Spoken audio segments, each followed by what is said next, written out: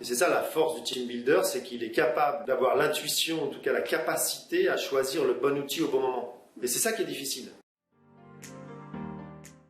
Alors, une équipe performante, c'est une équipe qui sait travailler ensemble, où il n'y a pas trop de tension, où il y a de la confiance, c'est une équipe qui tourne, c'est une équipe qui roule, elle est dans une zone de confort. Et elle a souvent déjà travaillé avec un coach, ou elle fait du développement personnel, elle atteint des objectifs assez rapidement.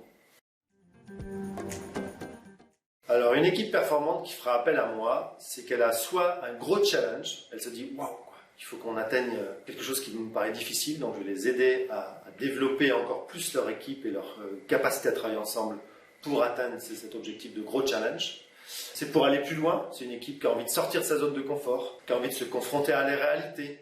Quand je dis confronter à la réalité, c'est d'un coup il est arrivé quelque chose comme le Covid par exemple. Et donc on est déjà performant, mais on ne sait pas trop comment on va faire pour réagir à ça. Donc moi je vais les aider à travailler ensemble pour se confronter à cette réalité.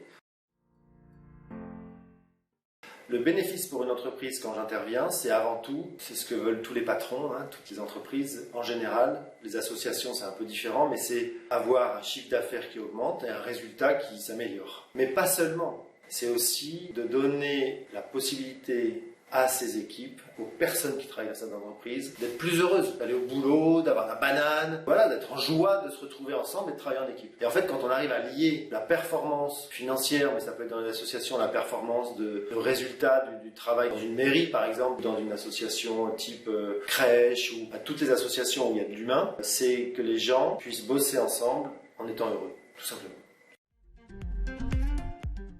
Une entreprise qui fait du business, ça sera gagner de l'argent et que les employés, les gens qui travaillent dans les équipes soient heureux. Et dans les entreprises qui ne sont pas là pour gagner de l'argent, c'est d'accueillir des particuliers, que les équipes elles soient heureuses, qu'elles aillent au boulot légères. Souvent, on va au job avec la boule au ventre. Mon travail, c'est ça. C'est de permettre aux équipes d'être heureuses de travailler ensemble et de donner à l'entreprise sa réussite qui est soit de l'argent, soit du bon accueil, soit un bon fonctionnement avec les particuliers qui viennent là.